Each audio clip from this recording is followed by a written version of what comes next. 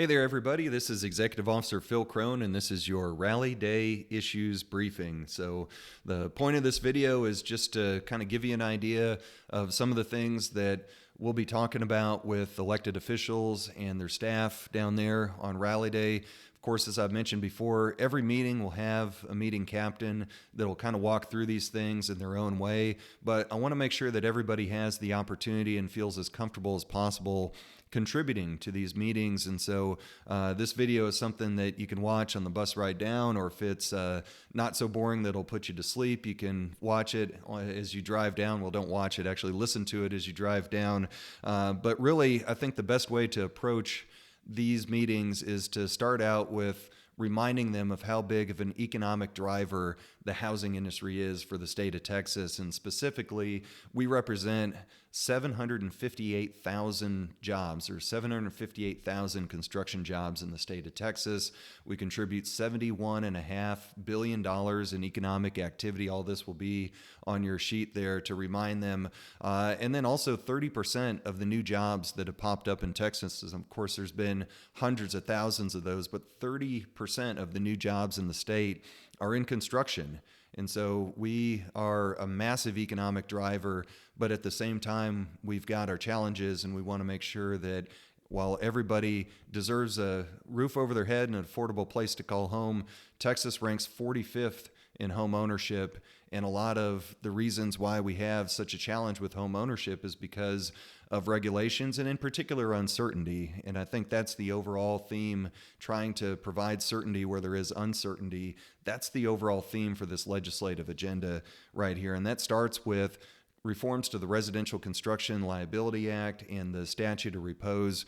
Unfortunately, the Residential Construction Liability Act has not had a really comprehensive reform in many, many years. And because of that, and over the years, a lot of creative plaintiffs' attorneys have gotten in and decided to find ways to prioritize costly lawsuits over what everybody that gets into a construction defect issue really wants, other than the plaintiff's attorneys, is to get their house fixed and to get it done in an efficient and effective manner. And it's very beneficial both for the builder as well as the homeowner to know precisely how a home is going to perform. And that gets into not just the Residential Construction Liability Act and what constitutes a construction defect and being able to better define that, but also incentivizing, this gets into the statute of repose, incentivizing people and builders who offer the express home warranty. Just put it in paper, in writing, how's your home going to perform?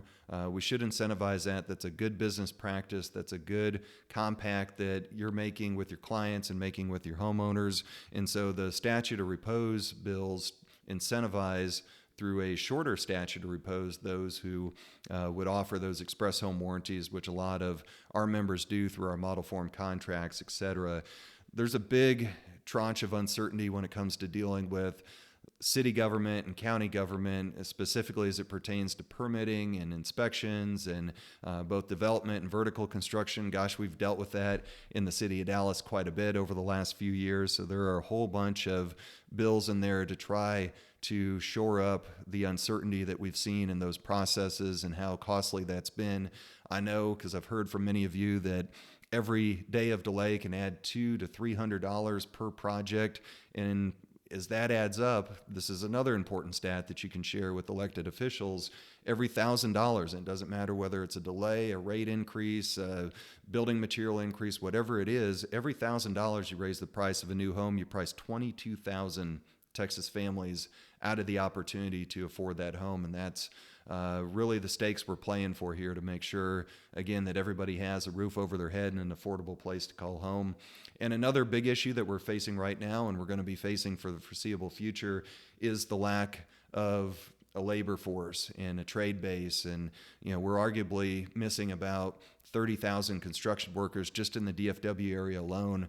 And with over the next 10 to 15 years, about half of our workforce retiring, That's not going to get any better, and we need some help. And luckily, there's some bipartisan bills and joint resolutions in there to provide needed vocational training for the next generation of our workforce. I'm glad that that has been such a bipartisan issue and such an important issue for our legislature, but we just need to remind them of how critical it is to get that funding, especially now as we anticipate these labor challenges to persist into the foreseeable future. So that's as best I can in 5 minutes to try to summarize what we've got on the table here, what our agenda looks like. We have a great staff in Austin with the lobbying team at the Texas Association of Builders. You also have David and I here that are happy to help with anything that comes up out of those meetings. Take some pictures, let us know how they go, enjoy the experience. We're very grateful for you chipping in and helping us here with this very important day, and I appreciate you tuning in. Thanks.